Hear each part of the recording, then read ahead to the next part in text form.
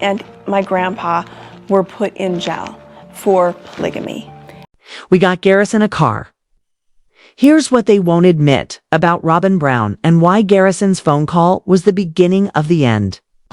One of the kids called me and asked me, "Can't we just relax the roles without Kody?" And was like, "This is a bold move and frankly a rare display of courage." In a world where confrontation is often avoided in the name of keeping the peace, especially within families, Garrison's willingness to address the issue head-on stands out. Most people find it easier to challenge strangers than their own family members, but he did what few others dared. His decision revealed a level of integrity that's not often seen in inside family systems. And it didn't go unnoticed, especially by Kody. I'm just like, what? What the? Sorry, I don't even recognize this family or whatever. That phone call sent him into a tailspin. How dare anyone question Robyn, the woman he treats like royalty? To him, confronting her was practically an act of treason. Of course, only Robyn truly knows how the call played out. Maybe Garrison was angry and direct, or maybe he was desperate, trying to reach the one person who might actually influence his father. Either way, what likely happened is that Garrison asked difficult questions, and Robyn didn't like being held accountable. Put it whatever process she does, and made her the victim by doing that. Suddenly, she was unsafe, and Kody had a crisis to respond to. Garrison has always shown a willingness to call things as he sees them. Whether it was confronting his dad about inconsistencies, or holding both Kody and Robyn accountable for their parenting during family trips. But standing up like that came at a cost, not just for him, but for all the children from Kody's earlier marriages. All of a sudden, I got like this kickback and attitude from the older kids, and I was like, I don't know why I'm trying.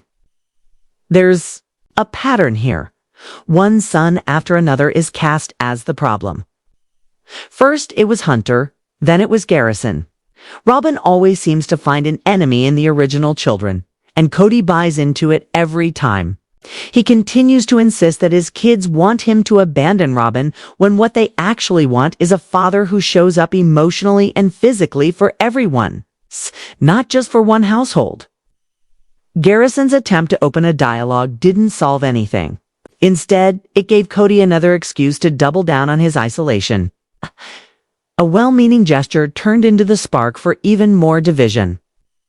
It's a classic case of good intentions paving the way to disaster.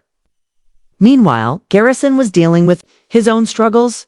The emotional toll of being sidelined while watching Kody remain glued to one branch of the family weighed heavily on him. As if we're going in September for the surgery, I don't think I'm going to be going. I'm not going to travel to, I'm not going to go there. Okay. Kody's refusal to accompany Isabel for her surgery, for example, wasn't just an isolated decision. It sent a message loud and clear to the rest of the family. If you're not in Robyn's house, you don't matter. Kody's inability to take criticism, especially when it comes from his sons standing up for their mothers, has only made things worse. And I'm frankly tired of their criticism of my standards. Each act of loyalty or honesty is twisted into an attack.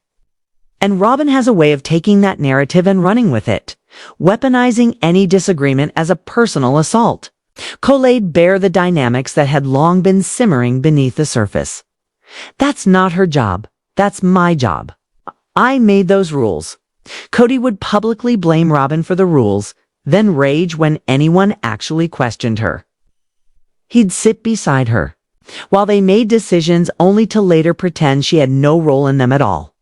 And let's not forget Robyn's justification for it all. A kid supposedly couldn't handle Kody being away 4 nights a week. So, in the name of emotional stability, she essentially monopolized his time. The irony. I'm just going to be honest with you, and I know it's partially evil, but I just chuckle a little bit at the irony of it. Her household was the first to get sick. Now, with the full picture in view, it's hard not to wonder how deeply those conversations affected Garrison, especially considering the later outcomes. Robyn's tone with the other kids was always different, colder, more guarded, and it's hard to imagine that her treatment of Garrison was any exception. The most boring couple on TV just made the riskiest financial move of their lives. It's baffling. Robyn's spending habits alone raised serious questions. Just in January 2025, she reportedly spent $7,000 on dolls. Not necessities, not investments, dolls. And that's just what's visible through platforms like Etsy. We buy 5 50-pound bags of flour at a time. Put them in the food storage room and get the flour when we need it. Add in the rest. Groceries. Home shopping channels, boutique splurges, niche artwork, and online orders. And it's clear this is a household with massive monthly expenditures. Shopping for your wives is not an easy thing. They're also known to frequent malls, which certainly doesn't help the bottom line. So, how are they covering a mortgage? Estimated at $11,000 a month on top of all their living expenses. Income-wise, Robyn doesn't appear to have any active business ventures. Kody runs a gun business, though it's unclear how profitable it actually is. I'm not looking for a loan. I'm looking for venture capital. I've also dabbled in multiple ventures that appear to have failed. That we have a budding viz business? That's doing really good. Our family needed a business, and we built some of which were mentioned when Kody referred to a property as a dumping ground during a conversation with a realtor. It's possible their remaining income stems primarily from their TV show. They're earning around $25,000 per episode as a couple, which is generous, even accounting for the show's recent ratings. It still wouldn't explain the financial confidence behind such a large purchase. Kody also does personalized video messages, which may bring in an additional $3,000 to $5,000 monthly. When applying for a mortgage, lenders typically look at income and debt-to-income ratio, not discretionary spending. So, it's feasible they qualified based on income statements despite their expenses painting a very different picture. Still, this level of spending paired with a high mortgage suggests they're comfortable with significant debt and are relying on continued income from temporary sources. It's a risky approach, especially considering the uncertain future of their show. There's no guarantee the series will continue beyond another couple of years. Even more concerning is the perception that they are no longer the core appeal of the show.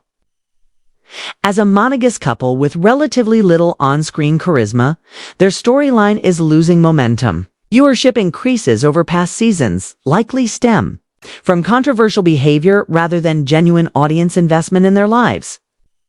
Meanwhile, other individuals associated with the show offer more compelling content and seem poised for future opportunities, which puts even more pressure on the sustainability of Kody and Robyn's current lifestyle. If their financial stability depends on ongoing TV exposure, the situation may become precarious sooner rather than later. Kody Brown says he's a father, but what he does looks more like sabotage. Aurora seems to grasp the unspoken terms of winning. Kody's affection. It's not about simply being present. It's about proving your worth. It's going on with me like I've been going to the church. Her emotional request for baptism felt less like a spiritual milestone and more like a calculated gesture crafted to stir emotion and capture his focus. I'd like to give you my blessing. It mirrored Maddie's emotional request for permission to marry, another example of how love in this family often comes at the cost of dignity.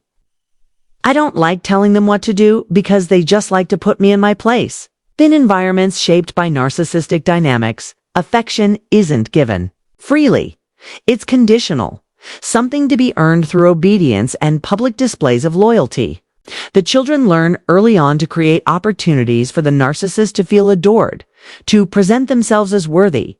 Aurora's actions, though heartbreaking, are textbook survival tactics. But love isn't supposed to be transactional. Eventually, Aurora may realize that real love doesn't require bargaining. She'll be given freely, non-negotiated through tears and stage gestures. The children in this household, especially those closest to Robyn, have been conditioned to submit completely, to prioritize the narcissist's image above their own needs. It's a deeply harmful pattern, one that risks repeating itself if not consciously broken. The hope is that they'll come to see how love should actually feel: safe, consistent, and mutual, and choose something different in their own futures. And it's been painted to match the carpet color, so it doesn't look sloppy or anything like that. The orchestrated baptism scene was painful to watch, while one child was given a carefully crafted moment of emotional validation. Others were left behind literally and figuratively. A stark example: get my ears pierced. I allowed myself to think about it for myself, and then me and Dad started.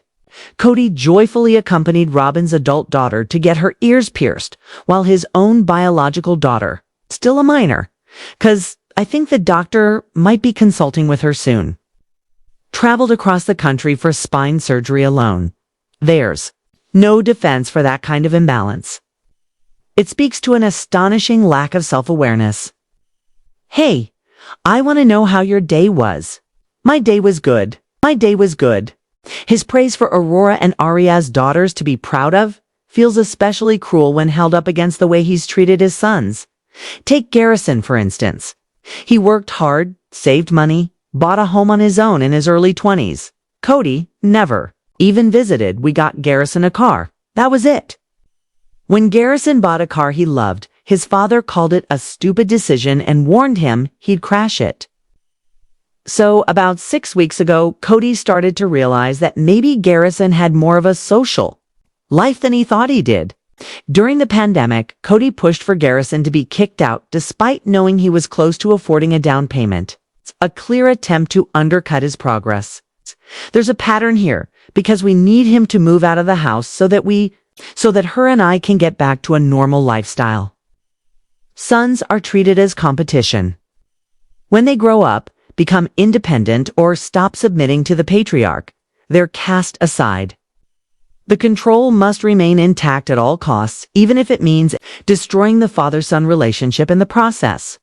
It's ironic that Kody criticizes groups like Warren Jeffs while mirroring their same harmful behaviors, especially toward his own boys. Garrison's real accomplishments, a home, financial independence, maturity, are ignored.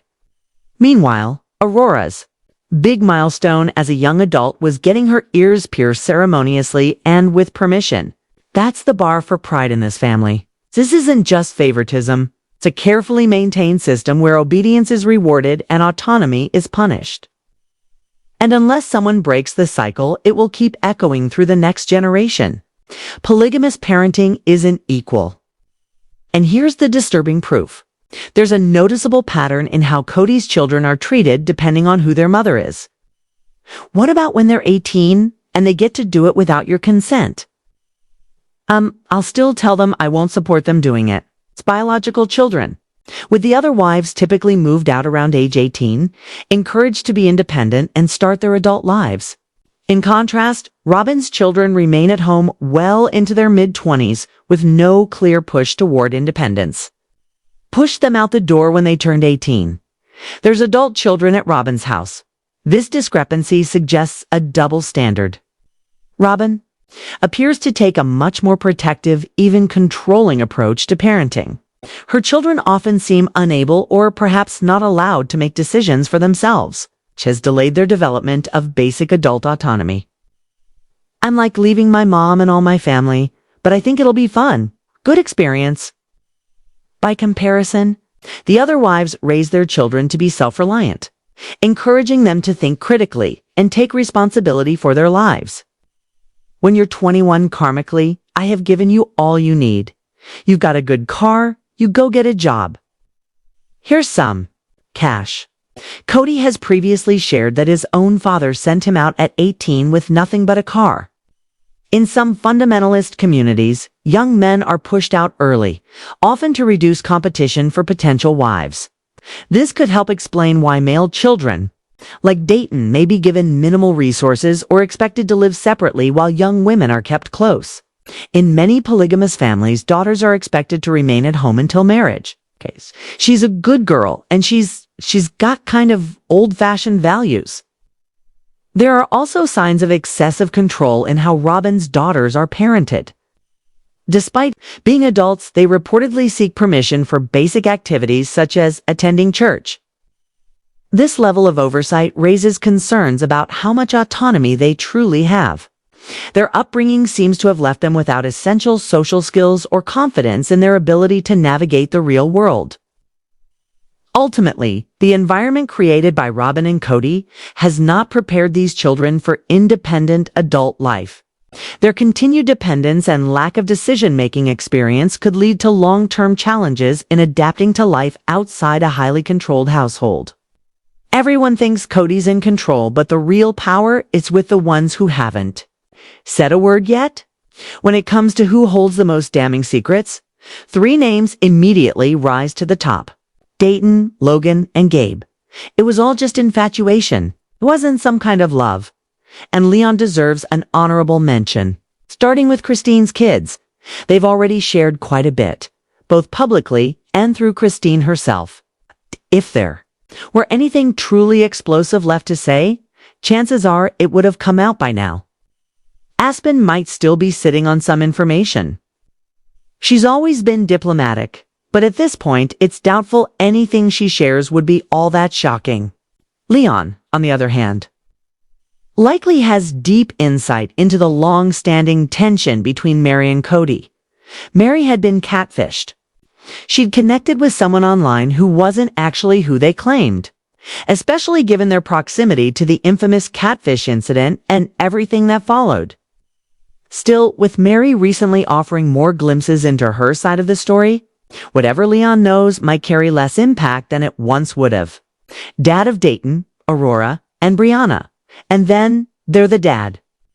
Then there's Dayton, a true mystery. He's remained almost entirely silent in recent years, making his perspective all the more intriguing. He would have had a front row seat to life.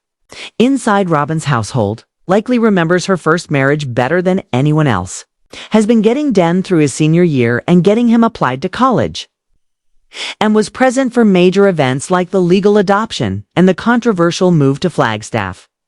There's no indication he lives with his biological father, despite rumors that stemmed from a misstatement and have since taken on a life of their own. I lived through Logan, I lived through Hunter. You know, does he really want to gamble on Gabe? Gabe and Logan both bring something different but equally valuable to the table. They're thoughtful, observant, and had close relationships with Kody at different points in time. So, he just came super responsible, takes responsibility very seriously. Kody often spoke highly of Logan in earlier years and clearly leaned on him for support and responsibilities far beyond his age. Janelle has mentioned that Gabe would accompany Kody on business trips.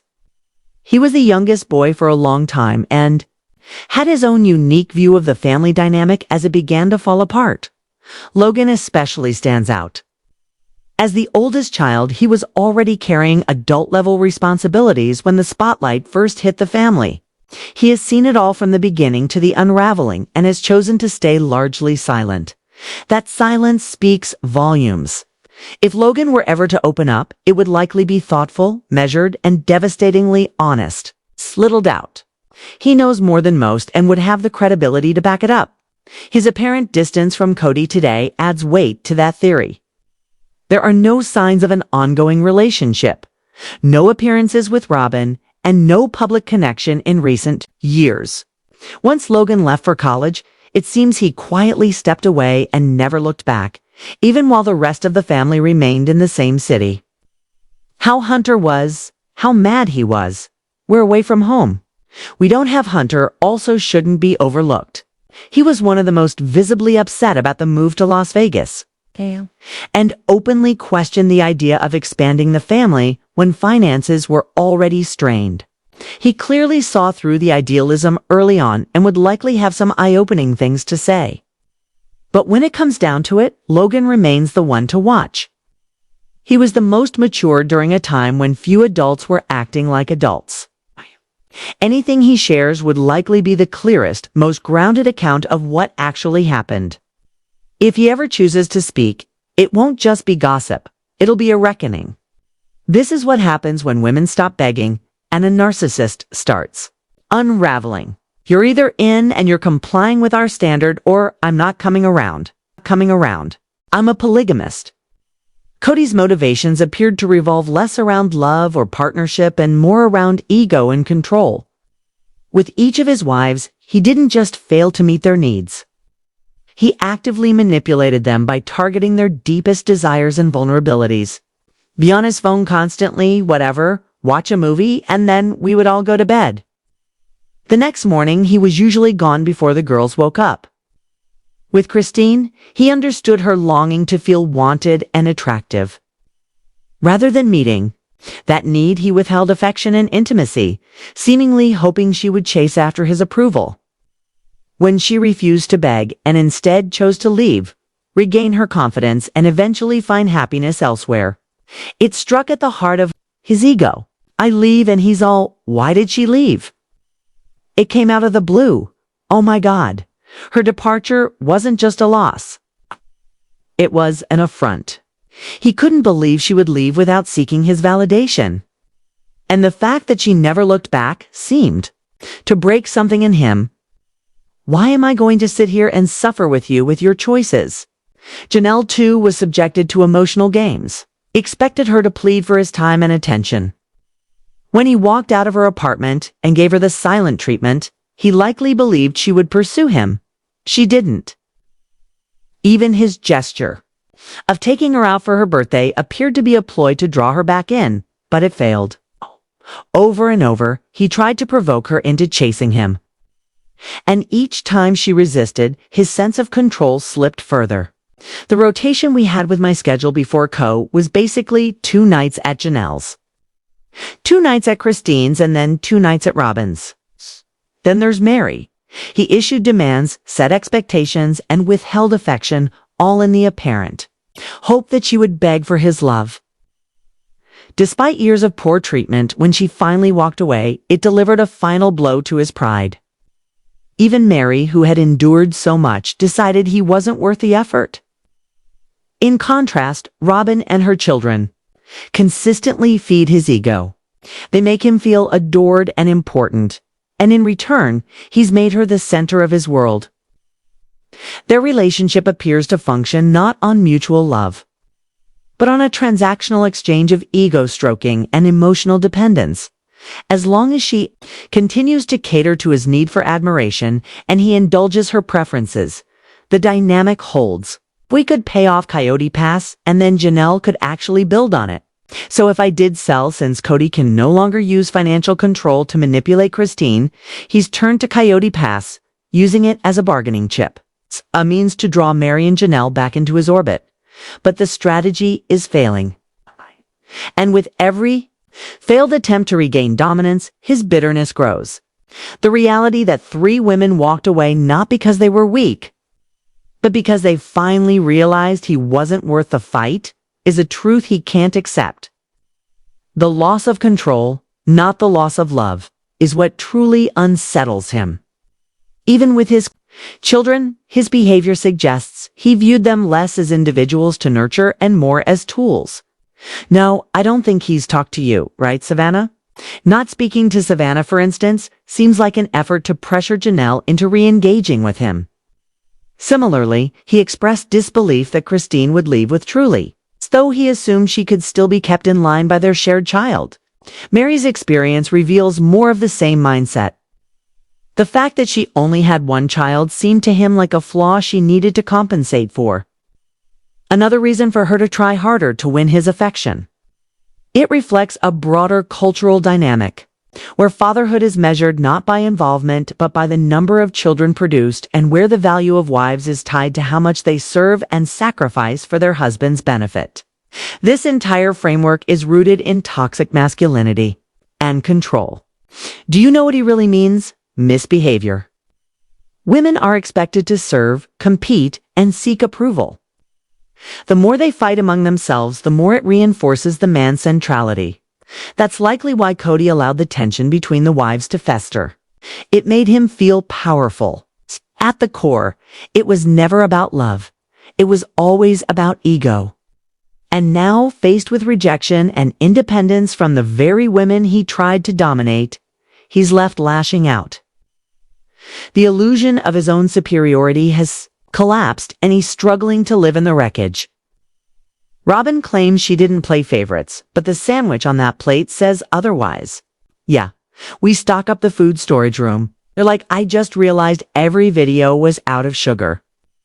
Robyn has long handled the family's finances with the intensity of someone stockpiling for the end of the world, tightly controlling every detail, often to an extreme. Isabel, you guys, it should be a snack, not a meal. I like she'd take charge of the grocery budget, then act like certain snacks were part of a museum exhibit, strictly for display, especially when it came to the original kids. This is the same person who would deny a child a single cheese stick. Yet, somehow, was perfectly fine with Kody having quality time with the other wives. Interesting priorities. One of the only moments that behavior was quietly addressed happened during a trip to the ranch in Wyoming.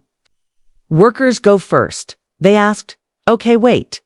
Dinner was served buffet style, and the understanding was simple. The ranch hands after a full day of work were to be served first. But Robyn made sure her kids skipped to the front of the line. Kody's mother gently called her out on it, and Robyn didn't take it well. If she wanted certain snacks off limits, all it would have taken was a labeled cabinet or a designated snack door. It's not complicated. When managing multiple children, some snacks obviously need to be reserved for school lunches or planned meals. But there can still be shared snacks, available for everyone. Robyn didn't seem interested in adapting to any family norms. She brought her own rules and expected the rest to adjust. What made it even more glaring was a recent moment in the kitchen. The original kids were nibbling on portioned-out servings of off-brand bagged cereal, barely enough to count as a snack. Meanwhile, Robyn's daughter, Brianna, sat on the other side of the kitchen with a full turkey and cheese bagel sandwich complete with chips and a plate. A full meal, not a snack. No other children were given sandwiches or chips. It's just more cereal complaints from Robyn.